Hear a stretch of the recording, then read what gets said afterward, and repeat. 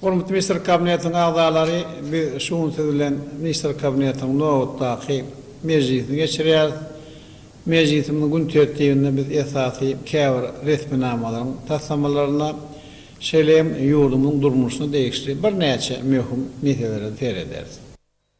Döwlet başçylygymyz meclisiň gün tertibini elan edip, ilki bilen Türkmenistan Ministrler Kabinetiniň başlygynyň ornatary, Türkmenistanyň prezidentiniň diwanynyň we Ministrler Kabinetiniň iş törençisi Muhammed we Hadavat bilen çykyş etmek üçin söz berdi. Muhammedow ýöňüň gözüçige diýen döwlet törençilgimini alyp barýan işler şeýlede döwlet başçylygymyzyň ozal beren tawşyklarynyň ýerine ýetirişi barada Hadavat berdi.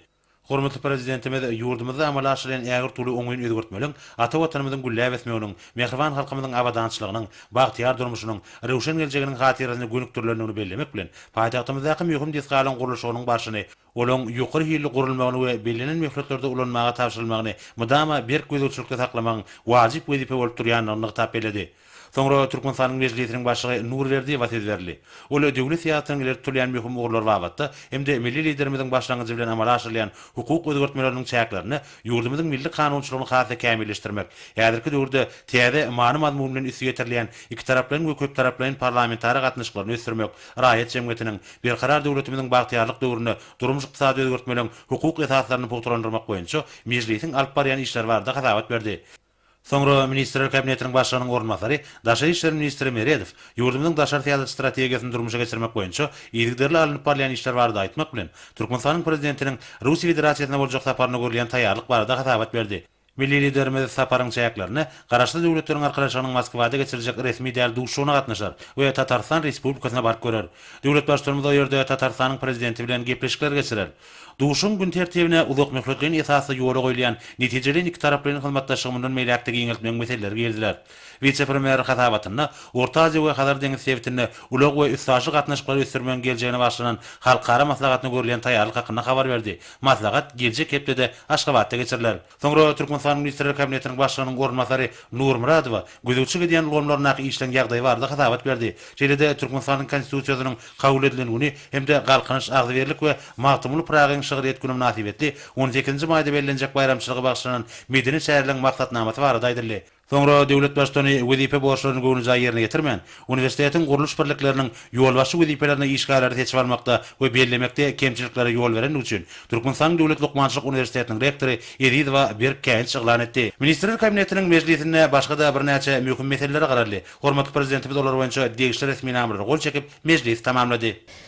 Dün Türkmenistanyň prezidenti Gurbanguly Berdimuhammedow musulman dünýäsinde bozgunlyk meselesine başlanan halkara maslahatyna gatnaşmak üçin biziň ýurdumyza gelen Birleşen Milletler Guramasynyň bozgunlyk işi boýunça ýokary komissary Jenap Antonio Guterres'i kabul etdi.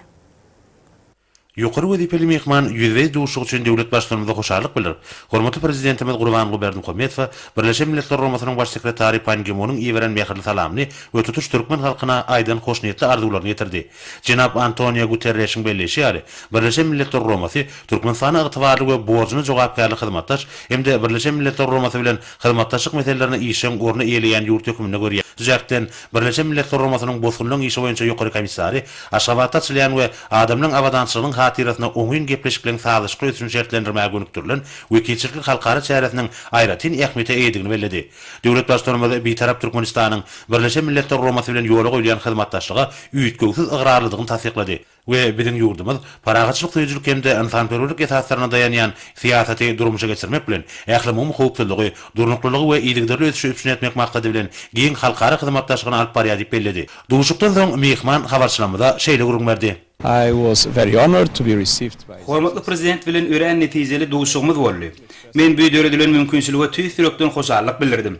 Şeýlede Türkmenistanyň bozgunlar boýunça maslahaty geçirmäge istek bildirenigi hemde İslam hyzmatdaşlyk guramasynyň ähli ýurtlaryny bir ýere jemlenmek üçin özüniň hoşarlygyny beýan edýän. Türkmenistanyň prezident Gurbanguly Berdimuhammedow bilen musulman dünýäsinde bozgunlyk meselesine başlanan halkara maslahatyna gatnaşmak üçin öz ýurdunyň wekilçilikli toparyny ýol başladyp Aşgabatda gelen Eýran Islam Respublikasynyň içeri işler ministri Mustafa Muhammed Najary kabul etdi. Duşuga Eýran Islam Respublikasynyň Türkmenistanyň adatda naşar we dowluk tiýali elçisi Seýit Muhammed Musa Haşimi gol paýgana matnaşdy.